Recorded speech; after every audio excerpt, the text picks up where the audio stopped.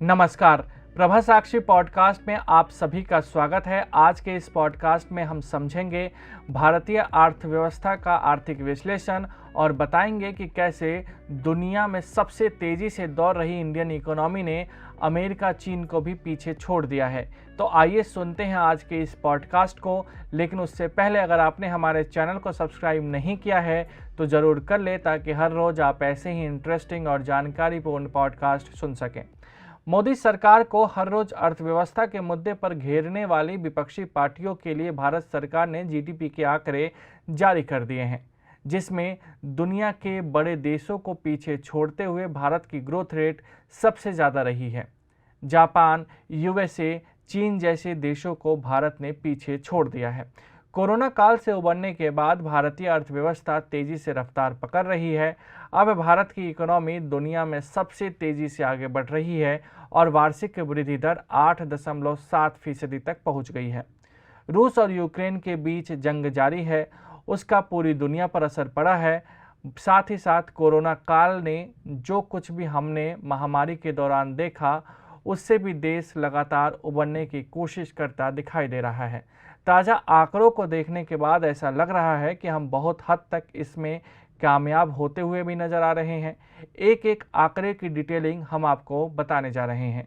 युद्ध के माहौल के बीच 2021-22 में 8.7 देश में जीडीपी का ग्रोथ रेट रहा है। देश की इकोनॉमी पर संभावित वैश्विक मंदी और युद्ध का ज़्यादा असर नहीं हुआ। इंफ्रा और माइंस जैसे सेक्टर ने लंबी छलांग लगाई है। हालांकि आखिरी तिमाही में 4.1 के साथ जीडीपी ग्रोथ रेट में थोड़ी सुस्ती जरूर दिखाई दी, यानी कि पिछली तिमाही में ये आंकड़ा कम जरूर रहा है, लेकिन भविष्य के लिए अच्छे संकेत देता हुआ साफ तौर पर नजर आ रहा है। अब हम आपको बताते हैं कि आखिर जीडीपी क्या होती है। इसे थोड़ा आसान भाषा में आपको समझा देते हैं। जीडीपी को हिंदी में सकल घरेलू उत्पाद कहते हैं। सकल का मतलब सभी, घरेलू का मतलब घर संबंधी। यहाँ घर का आशय देश है, उत्पाद का मतलब प्रोडक्ट से है।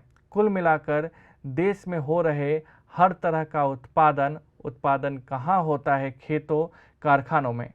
कुछ साल पहले इसमें शिक्षा, स्वास्थ्य, बैंकिंग और कंप्यूटर जैसी अलग अलग सेवाओं को भी जोड़ दिया गया।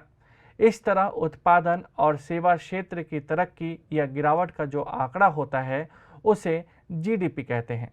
पिछले साल यानी कि वर्ष 2020-21 की तुलना में 2021-22 में जीडीपी ग्रोथ बेहतर हुई है, यानी कि पिछले साल की तुलना में इस साल प्रोडक्शन बढ़ा है।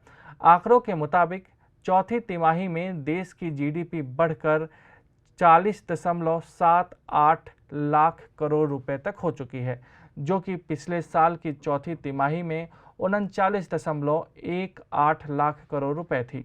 अब हम आपको ये बताते हैं कि आखिर चालू वित्त वर्ष का ग्रोथ रेट क्या रहा है। पहली तिमाही में 20.1%, दूसरी तिमाही में 8.4%, तीसरी तिमाही में 5.4% और चौथी तिमाही में 4.1%। औसत निकाला जाए तो ये होता है 8.7%। कोरोना महामारी के बाद तेजी से उछाल। इसके औसत के आंकड़े को देखें तो 8.7% है, जो कि सरकार के 8.9 के अनुमानित आंकड़े से थोड़ा ही कम है। यह हमारे मुल्क के लिए बहुत अच्छा संकेत है। ऐसे वक्त में जब दुनिया संकट के बड़े दौर से गुजरती हुई नजर आ रही है, 2021-22 की चारों तिमाही के आंकड़ों को मिला दें तो ये 8.7 होती है। बैक डेटा सीरीज के मुताबिक 22 साल में ये सबसे ज़्यादा ग्रोथ है। यही वजह है कि माना जा रहा है कि आने वाले वक्त में हमारी इकोनॉमी बेहतर दशा में होगी। महामारी और लॉकडाउन की वजह से 2020-21 में ग्रोथ रेट 6.6% थी।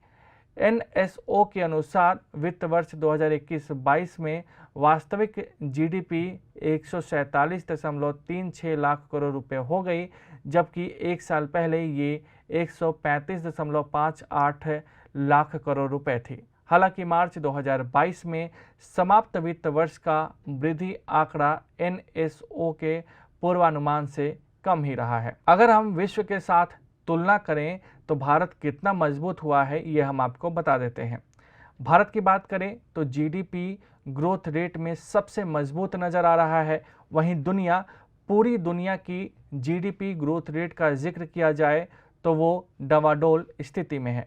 भारत की बात करें तो भारत में महंगाई ज़रूर बढ़ी है लेकिन नियंत्रण में है। कई देशों में महंगाई नियंत्रण से बाहर हो चुकी है। भारत में बाजार में पर्याप्त पैसा है। विश्व के बाजार में लिक्विडिटी की कमी है। भारत में पर्याप्त ऊर्जा मौजूद है। विश्व के कुछ देशों में युद्ध की वजह से भीषण ऊर्जा संकट है। कुछ अपवादों को छोड़कर भारत में भरपूर खाद्य भंडार हैं। विश्व के कई देशों में भीषण खाद्य संकट के संकेत दिखाई दे रहे हैं। इन सेक्टर्स में आया उछाल। वित्त वर्ष 2021-22 में होटल, ट्रांसपोर्ट जैसे संपर्क से चलने वाले सर्विस सेक्टर को छोड़ अन्य सभी सेक्टर में भारतीय अर्थव्यवस्था का प्रदर्शन कोरोना पूर्व के वित्त वर्ष 2019-20 से बेहतर रहा है। बिजली, गैस, जलापूर्ति एवं अन्य सेवा क्षेत्रों की वृद्धि दर 7.5% रही, जो कि एक साल पहले 3.6% की दर से घट गई थी। वित्त वर्ष 2021-22 में निजी खपत भी कोरोना पूर्व के वित्त वर्ष से आगे निकल गई। Manufacturing, mining, construction, finance, professionals services जैसी सभी सेक्टर का प्रदर्शन वित्त वर्ष 2019-20 में बेहतर दिखा। वहीं वित्तीय, रियल एस्टेट और प्रोफेशनल सर्विस सेक्टर की वृद्धि दर एक साल पहले 2.2% की तुलना में 4.2% रही है। प्रमुख सेक्टर्स का हाल अगर हम बताएं तो मैन्युफैक्चरिंग का जो हाल रहा है वह 9.9 रहा है। माइनिंग एक्टिविटीज़ की बात करें तो 11.5 रहा है। कंस्ट्रक्शन की बात करें तो ये भी 11.5 का है।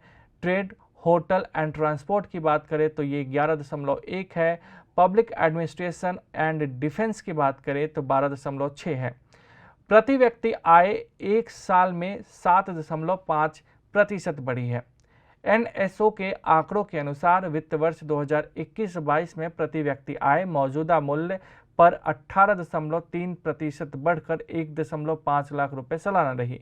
एक साल पहले यह 1,26,855 रुपये थी।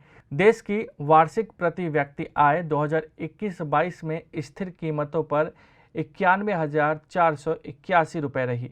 एक साल पहले प्रति व्यक्ति आय 85,110 रुपये आंकी गई थी।